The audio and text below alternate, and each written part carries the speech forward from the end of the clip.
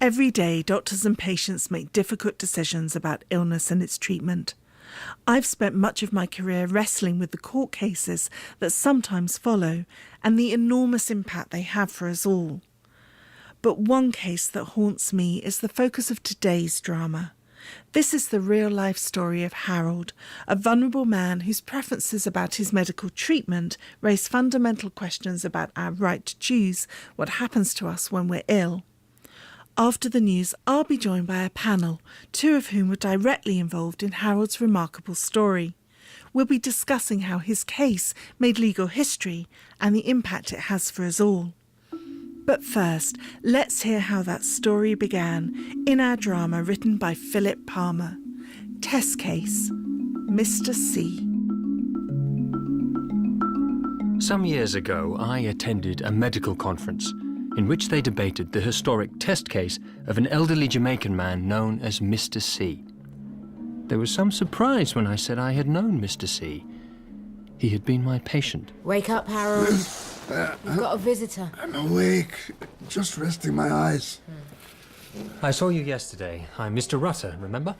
I'm a vascular surgeon. Oh, don't mind me, I'll just sit here. Very good. Now then, Mr. Call me Harold.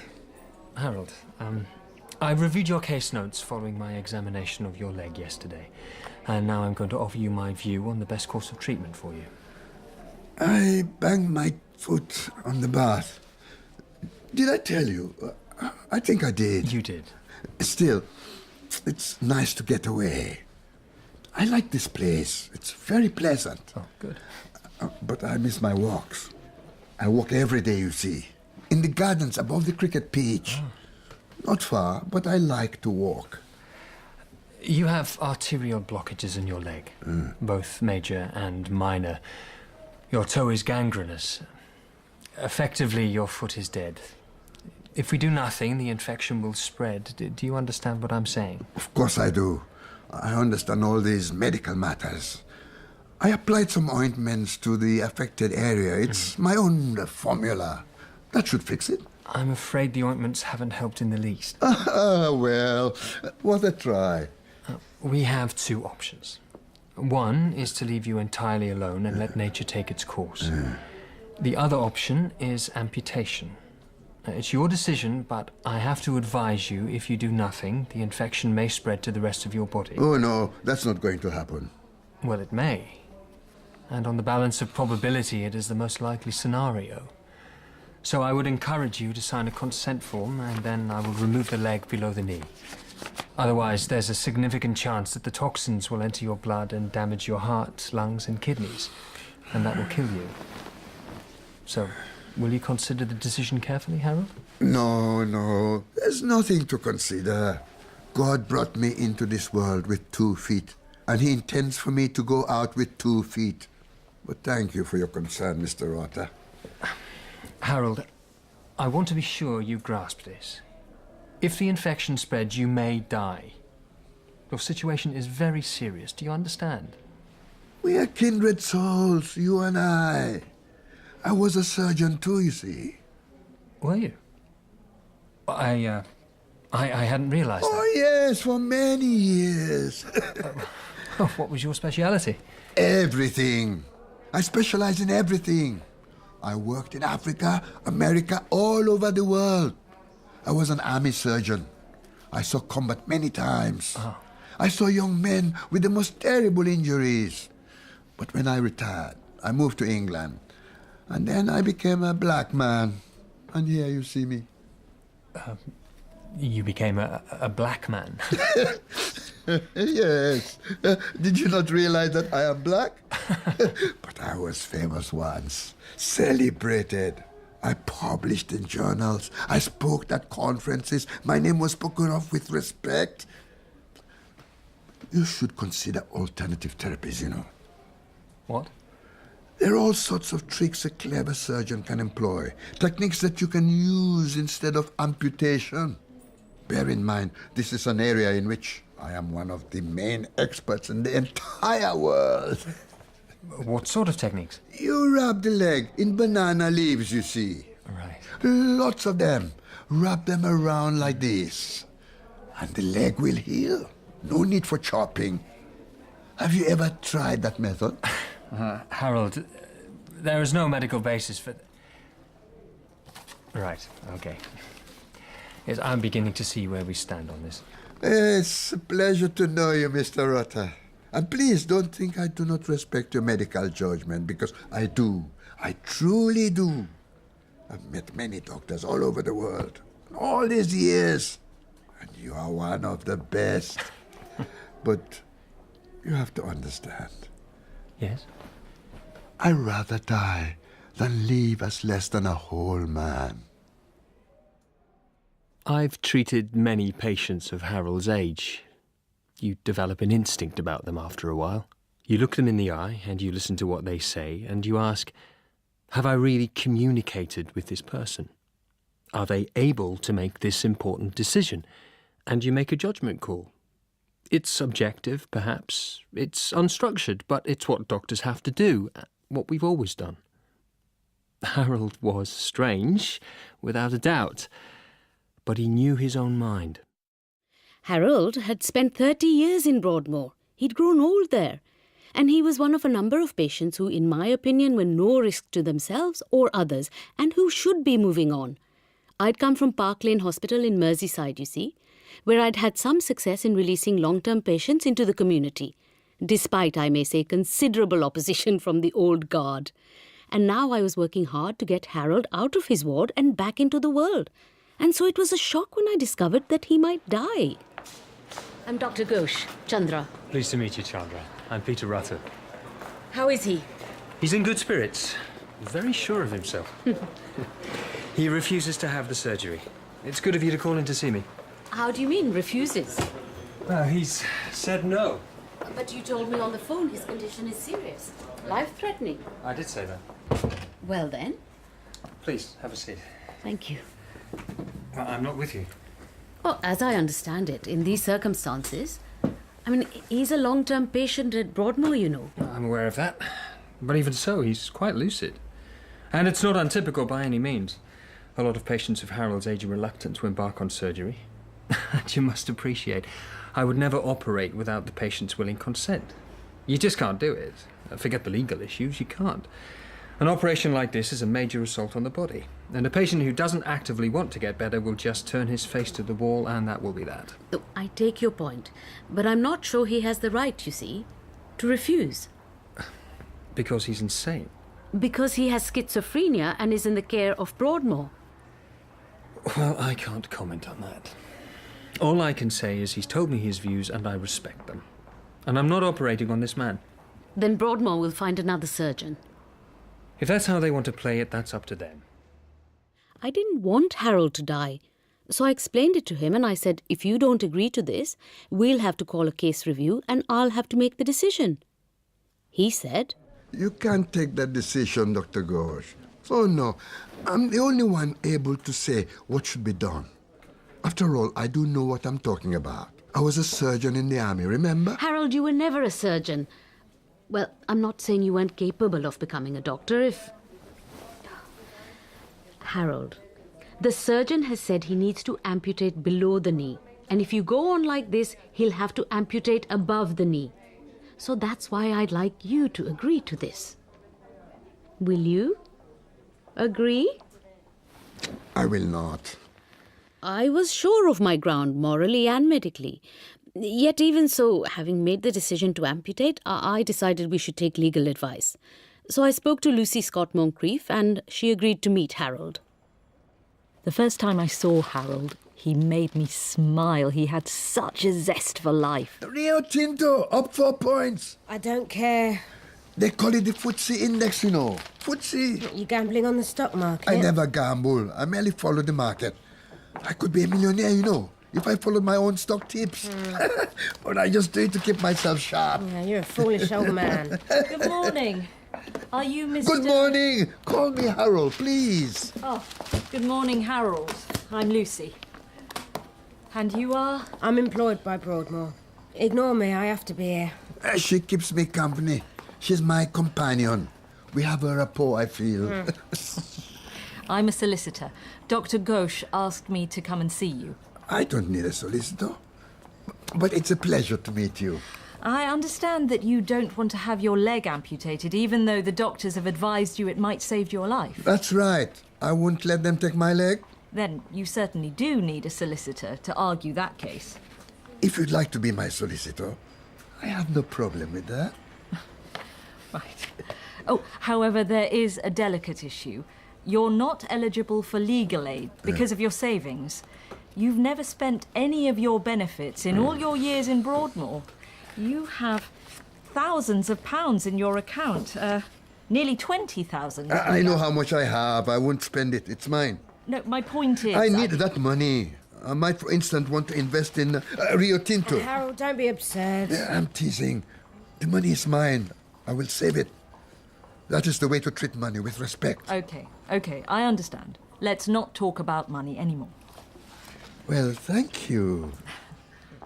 I contacted Dr. Nigel Eastman. He'd written about the law and ethics of enforced medical treatment, and I thought this case would appeal to him.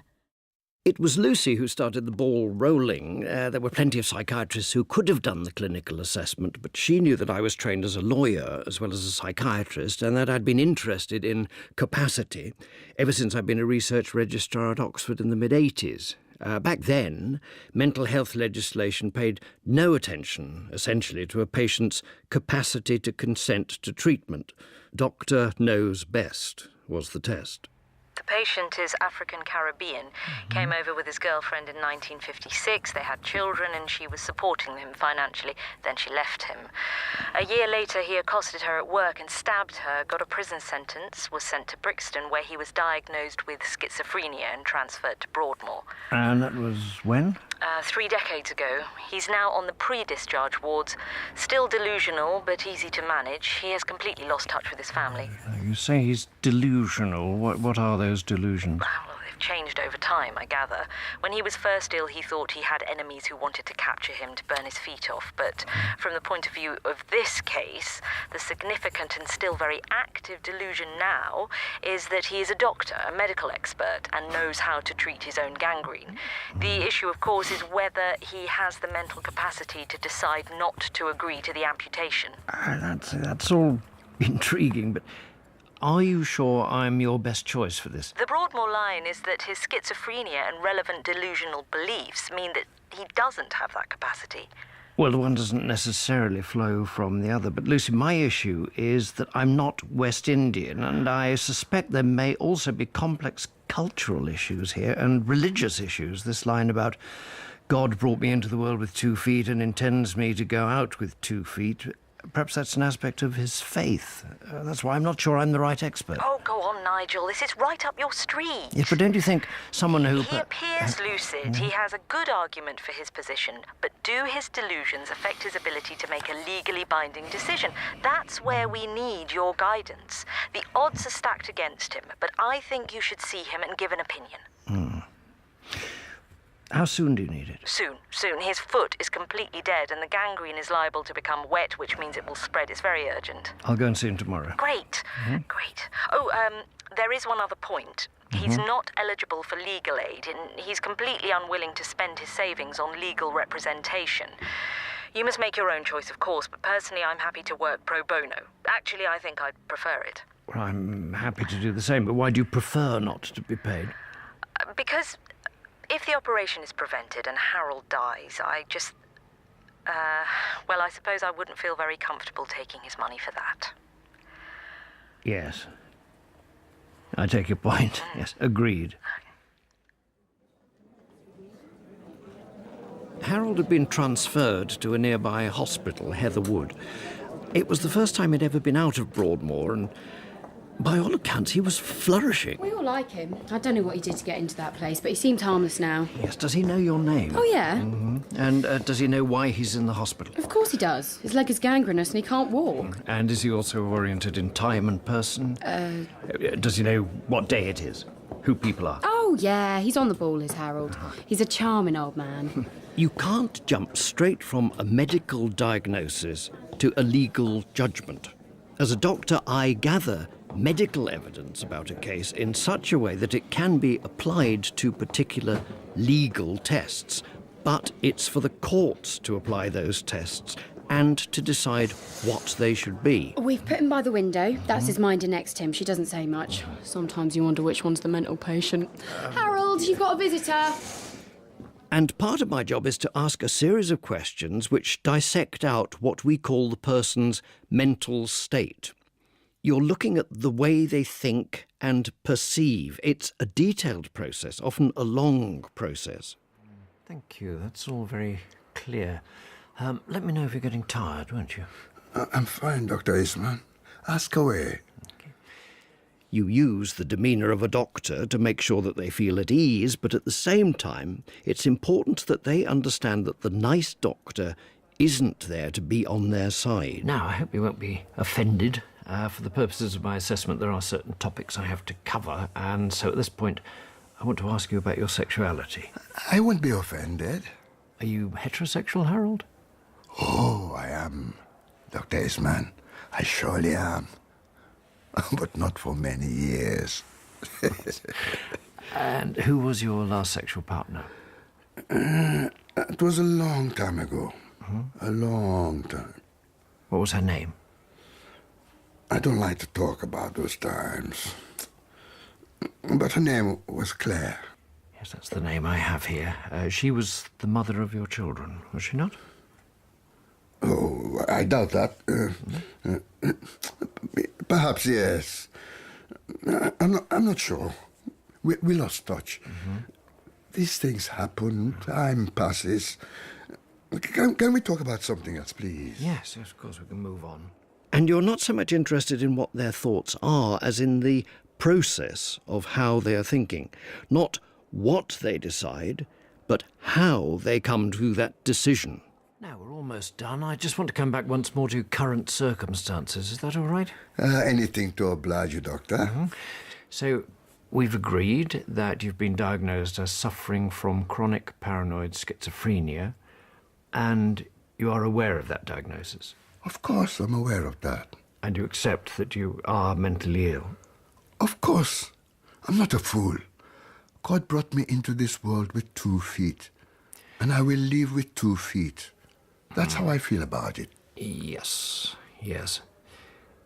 So you're a devout Christian? Not at all. I fall short of devout. But I do my best. God forgives me. And you realise that you may die if you don't have the leg removed?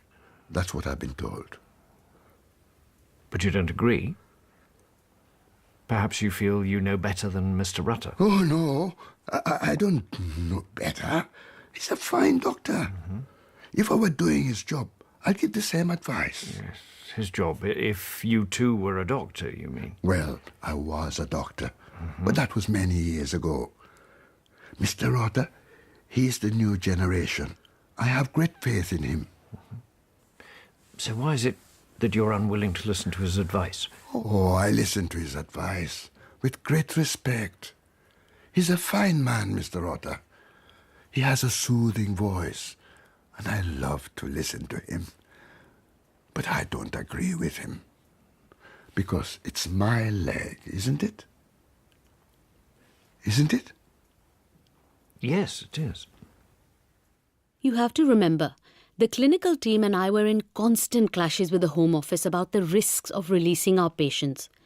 The way I developed on Merseyside was that we ourselves would follow them out into the community.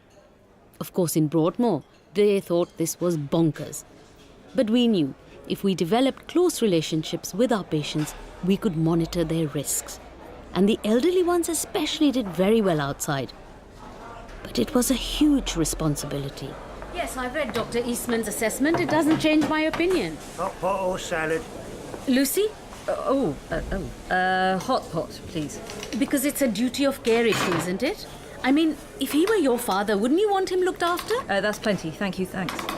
Because they don't always, do they? Know what's best for them. The patients, you mean? Not just patients, old people. Hot pot or salad? Salad, please. They get stubborn about things, set in their ways. Why should Harold be allowed to kill himself in this fashion? But on the basis of the assessment, it seems to me that Harold could have the capacity to refuse the operation. Nigel found no clear connection between that decision and his delusions. That he's a famous doctor. That he was once a moderately famous doctor. Which he wasn't. I'm sorry, but how can these delusions not be relevant to the issue of whether he has treatment for his leg? He believes he's an expert in medicine. It affects his ability to judge this medical issue. Doesn't that sway you? Well, if he deludedly thought he had 3 legs and could spare one, that would sway me. But I'm not the judge or the doctor.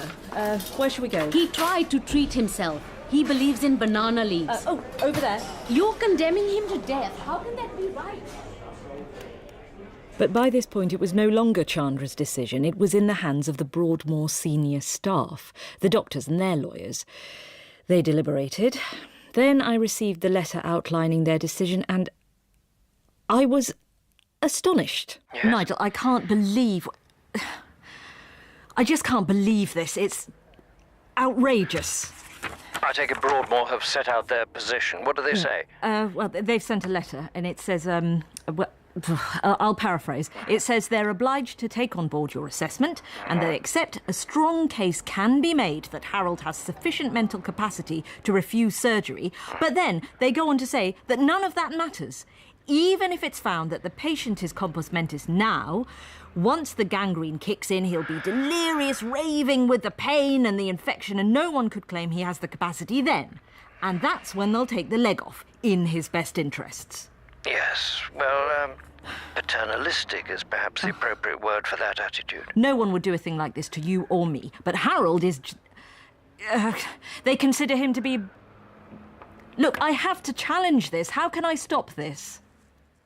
Harold is the lowest of the low, is what she meant. You don't get much lower in this life than 30 years locked away in Broadmoor, no family, no job, no one to care if you live or die. I instructed barristers, and together we planned our strategy. In a matter of days, we were fighting Harold's case in the High Court. I was asked to write up my notes for the trial judge. It was very short notice. I was taken aback, to be honest. Normally these things move at a snail's pace. Harold was never rude. He was old school, a gentleman. Sometimes the younger patients would shout at us. He hated that. But he was getting exactly what he wanted. All these people running round by pure stubbornness, by sticking very politely to his guns. Chandra, Lucy, you're looking well. I wanted to brief you on the Harold case. You've been to see him? Yes, I've just come from Heatherwood. And how is he? Oh, he's Harold. I gather you're challenging Broadmoor's decision. There have been several conversations about it here. Feathers ruffled. Yes, well, I can imagine. Now, we've got a date for the hearing. It's next week. Thanks. And there's been a fresh development. We are not just arguing against the decision, we're applying for an injunction. Oh, and what will that say? Well, in effect, we want to get a ruling from the judge that whatever happens, however delusional or delirious he gets, the patient's wishes will be respected. It's like, Right. well, it's like a living will. It means that in 2 months' time or in 2 years' time, whenever it is that things get bad for Harold, Broadmoor will not have the right to compel him to have an operation he doesn't want. You coming for a drink, Peter? Huh? No, I have a report to do. This High Court thing. My secretary's gone home. High Court thing. It's our patient, the old Jamaican man. The case is called, Re-C.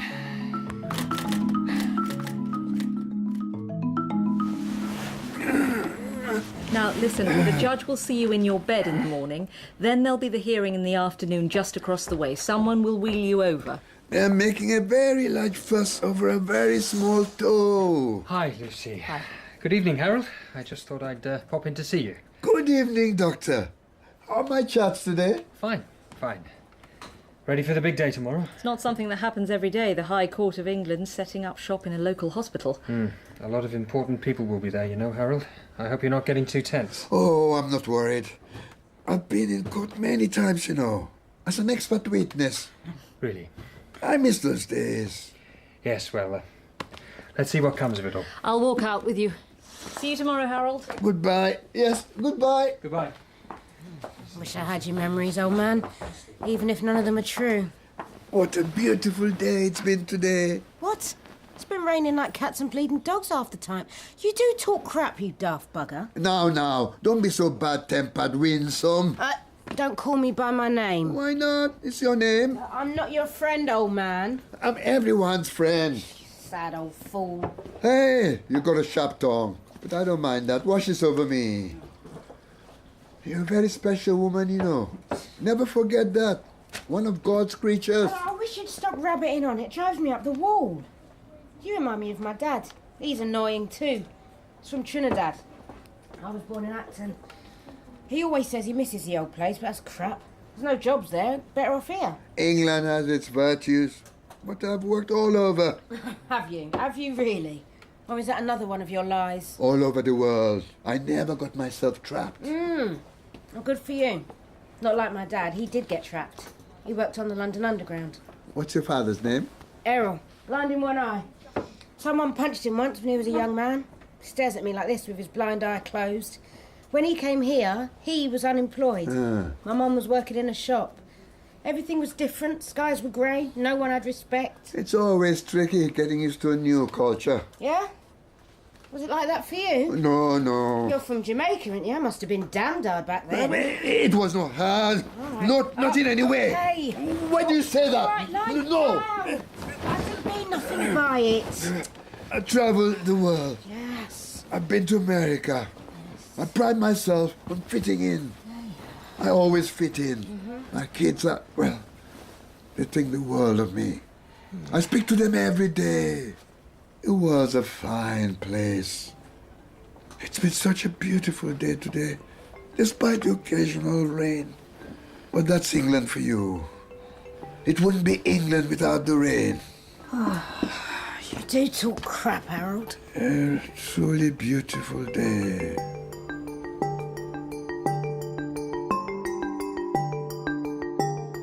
When I walked into the room, I could tell this was a major event. Harold was just an old man with a bad foot, but his case had become a battleground between vested interests in the world of mental health. I remember the room was crowded. There were barristers, representatives from Prisoners' Protection, delegations from the mental health charities, all of them gathered to watch a High Court judge preside over a hearing of the Royal Courts of Justice in the seminar room of a nurse's home. I saw Harold waiting in the hall, ready to be called. He was as cheerful as ever. But of course, we were all sad. If he won, we all felt that he would soon be dead. The tissue was necrotic. A preliminary debridement showed that the foot was dead. The gangrene had spread to some degree, though it was difficult to verify how far from visual analysis. The leg was, in effect, dying. Thank you, Mr. Rutter. And what was your prognosis? Poor. There was a strong risk the infection would spread to his bloodstream and he would die. And what treatment did you recommend? I felt that, on balance, we should amputate the leg. So, in your opinion, the patient would die if he didn't have his leg amputated? No. My lord... You wish to clarify something? I'm just wary about this. Lawyers like to paraphrase what doctors say, and you can't. I never said this patient will die unless he has his leg amputated. I'd never be that dogmatic. What I said then is there is a risk Mr. C will die if he doesn't have the operation. There's also a risk the operation itself might kill him. Every surgeon kills some patients who might otherwise have lived. That's a fact we can't ignore or gloss over. I take your point. Well and bluntly put. And I stand corrected, Mr. Rutter. What was your advice to the patient? I advised him to have the operation. Why? Because, on balance, that was the least risky option. Thank you. And what was Mr. C's reaction to your suggestion? He said there were no circumstances in which he would give me his leg. Or words to that effect. And if I might interject at this point, what was Mr. C's demeanour during this exchange? Was he excitable? Agitated, perhaps? No, my lord. He was very calm. Lucid. He didn't want the operation no matter what. And I respect that. But you made it clear to him that he might die. I did. And how did he respond to that? He smiled. He was quite cheerful, in fact, but that's not unusual. You often get that with older patients when you tell them they're dying. They shame you, really, with their composure and their dignity. And you saw this patient on a daily basis, Dr. Ghosh? Not quite that, but often. And did you ever have any grounds for querying his diagnosis? That he's suffering from chronic paranoid schizophrenia? That's not in question. He will always be mentally ill. And yet, in truth, for most of the time he's fine. He's friendly with staff and with several of the other patients. If I may refer you to Dr. Mr. Archer, if I may. Yes, of course, my lord. You seem adamant, Dr. Ghosh, that the patient should be compelled to undergo surgery whether he wants it or no. Would you be so adamant if, let us say, he were a farmer from Cornwall with a gangrenous foot? But he's not. He's simply not. That's not who he is. He's not a farmer. He's a patient in Broadmoor with severe mental problems. And it's my responsibility to make sure he stays alive. Thank you, Dr. Ghosh. Yes, but may I just clarify my point? Of course. It's not simply that. Harold is in Broadmoor because of who he is. I'm not sure I follow you. Because he is a first-generation immigrant. And his story is typical. It's happening now in the Asian community. In first-generation immigrants, the women tend to do better. So the man loses his position in the family hierarchy and in the social hierarchy too. If he's not employable, if he can't support his family. And violence begins at home because he can't cope with what is happening to him. It starts as a depressive disorder, and if it becomes full-blown paranoid schizophrenia, finally the woman will decide to leave. And that's when the catastrophic act occurs. But after he's destroyed the thing he loved, who is he then? He has to build a new delusional system, one which gives him identity and credibility. So he's perhaps married to Princess Diana, or he's a fighter pilot, or in Harold's case, an international surgeon. Something which means he has contributed to British society as he had hoped. That's very clear and compelling, thank you, but how does it inform us? Because, of course, Harold can't accept the amputation. It would reinforce everything he's fighting against in his own identity. Disability, any disability, is something he simply cannot accept. I see. Thank you, Dr. Ghosh. Like others there, I'd been very aware of the debate that had been going on about capacity, and I knew of the work of the Law Commission. I'd prepared my assessment in great detail so as to be relevant to any legal test that the court might decide to use. And the judge that day, Mr. Justice Thorpe, was an unusually thoughtful and creative judge. Dr. Eastman, if I may be allowed some remarks from the bench following on from your extensive testimony? Of course. In your professional opinion, does this man have the right to make a judgment about whether he should or shouldn't have this operation? That's not for me to say, my lord. You're a psychiatrist, you've examined him. What is your opinion? I would assume it is indeed for you to say. With respect, my lord, that is a common but invalid assumption. What would be a more valid assumption, Dr. Eastman? You're both a doctor and a lawyer, I understand. So how should I reorganize my questions so as to satisfy you? There are two issues. First, does Mr. C have any disabilities medically defined which are interfering with his ability to arrive at a reasoned decision? And second, given those disabilities, does the law, as it stands, allow him to make that decision? Well, I am the judge of the law, and I rule that provided the patient is capacitous, that is, he fulfills the criteria of mental capacity, then he does have the right to make that decision about whether he lives or dies. Otherwise, to put it colloquially, we're all sunk. I agree entirely. So, in summary, a moment ago I handed you the buck, and you passed it back. I have now returned it to you, hence you are the official holder of the buck. What say you now, Dr. Eastman? Can I ask you to state the question, my lord? Let me put it plainly. The issue hinges on whether this patient has the mental capacity to make this decision, despite his evident delusions. Does he or doesn't he? I'm sorry, you clearly think I'm being evasive, but I'm not. The mental state assessment gives the detail of any specific medical disabilities that may be present. It is for the court to decide whether, in respect of this particular decision, those medical disabilities amount, in law, to incapacity. These are two different constructs. Indeed. The definition of capacity which the law places before us, as we know, is the ability to understand in broad terms the nature and purpose of the treatment. Do you find that definition helpful, Dr. Eastman? With respect, my lord, I can speak only as a doctor. But I am asking you to speak as a doctor, Dr. Eastman.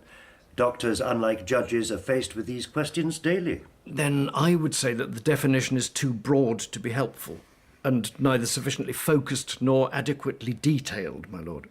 Well, let us try to remedy that. As a doctor, what, in your view, should the test be? That's something I have thought about a great deal, my lord. I'm glad to hear it. So, what is your answer? You want me to offer a definition of a new legal test of mental capacity? Yes, I do. Now? We can take a short adjournment if that would assist you. No, I think I can manage, albeit off the top of my head. I would approach it in a threefold manner. Does the person have the capacity to receive, comprehend, and retain the relevant treatment information? Does the person have the capacity to believe that information? And does the person have the capacity to weigh the information in the balance so as to make a choice? And why those three parts? Well, my lord, let us suppose that you are the patient and I am the psychiatrist. I would want to know first, are you able to understand that you have gangrene, its likely prognosis, and that the recommended treatment is amputation? Because if you're in an acute confusional state from blood infection, for example, or if you suffer from dementia or psychotic mental illness, you may not be able to take in, understand, or remember information which is relevant to the decision.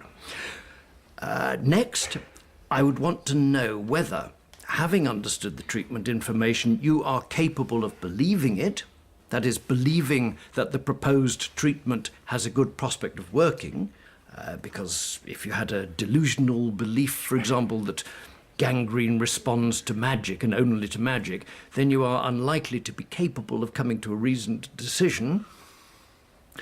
And finally, having understood and believed the treatment information, you must be capable of weighing up the information alongside other matters you consider relevant so as to make and communicate a decision. Because, for example, if you had a severe depressive illness, you might refuse the treatment because you thought yourself not worthy of cure. Thank you, Dr. Eastman. My question, therefore, is, do Mr. C's delusions, in your opinion, render him incapable of believing what he has been told about the proposed treatment and its likely outcome, or the likely outcome if he does not undergo the treatment? No, they do not, my lord, in my opinion. And does he, in fact, believe that he will die if he does not have this operation? He does believe that. And are you confident that if I follow your three-part formulation, I will be able to ascertain whether this patient has the capacity to take this decision or not? Yes, I do. The question is not who he is, my lord, but how he is able to function. And clearly you will hear him speak for himself. Case of receipt. Next witness. Mr. C, I thank you for appearing in the court today. It's my pleasure, my lord. Hey, good afternoon. Good afternoon. Good afternoon to you all. A lovely day, isn't it? Despite the drizzle. But that's England for you. It wouldn't be England without the rain. Perhaps we might proceed, my lord? Yes, of course. Don't let me waste time chatting. I thought you'd all be wearing wigs, you know. This informality, it's rather a surprise to me. This is the High Court, not a Crown Court. It's... perhaps you should begin. Very good, my lord. Thank you, Mr. C. And have you ever actually sat an exam in medicine? Of course. Many exams. I passed them all. I was a leading expert in the field for nearly 20 years. and I never lost a patient. Not many surgeons can say that. Impressive, am I right? And do you believe in God? I do. And do you believe in the literal truth of the Bible? I do, except for in one particular, where it is wrong. And may I ask, what might Mrs. Miller, I fear you're drifting. We should not allow ourselves to be sidetracked in this way. You're unlikely to get far in this attempt to reason with Mr. C in respect of his stories about his life, which you may feel to be delusions. Mr. C. Harold, call me Harold. Harold. The various doctors who have treated you have given this court a very consistent account of your views. But I wish to be clear on a fundamental issue. Do you understand that you are suffering from a very severe medical condition? I do, my lord. Thank you for asking about it, my lord. What is the nature of that condition? My leg, my foot, there is a term for it. I bumped my toe in the bath. Ridiculous, isn't it? And do you believe there is a cure for your condition? Whether I live or whether I die, it's in the hands of God now. We shall see. You don't believe the doctors might be able to help you then? I am an old man, my lord. Too old to hop around. So is it that you don't believe that medicine can cure you? I do believe medicine can cure some people sometimes, but leaving me with only one leg is not a cure. That's a fair point. An astute point, in fact. Thank you, my lord. Mr. Rutter has said that if he doesn't take off your leg, you might die. What do you think about that possibility? Well, I don't know what I think about that possibility, my lord. You don't? No, my lord. Harold, you do understand what it means to die? Of course I do, my lord. But your question to me was, what do I think about it? So it was. And I'm sorry to say, my lord, that I don't know what I think about it. After all, I've never been dead. Thank you, Harold. Thank you, my lord. I have now heard all the witnesses in this case. I have studied the medical records and have taken account of Mr. C's own lively testimony. I will take an adjournment now to consider all of the evidence, after which I shall deliver my judgment in the case of the Broadmoor Hospital and Mr. C. All rise. You've been listening to The Story of Mr. C, a drama based on a groundbreaking legal case. After the news, we'll hear the judge's decision, and I'll be joined by a panel, two of whom were directly involved in Mr. C's remarkable story. We'll discuss what happened to him and why 20 years on, the outcome of his case continues to matter when we make choices about our medical treatment. So please join me, Professor Deborah Bowman, in a few minutes for Test Case, when we'll hear how the drama concludes and we'll explore the implications both for Mr. C himself and for us all.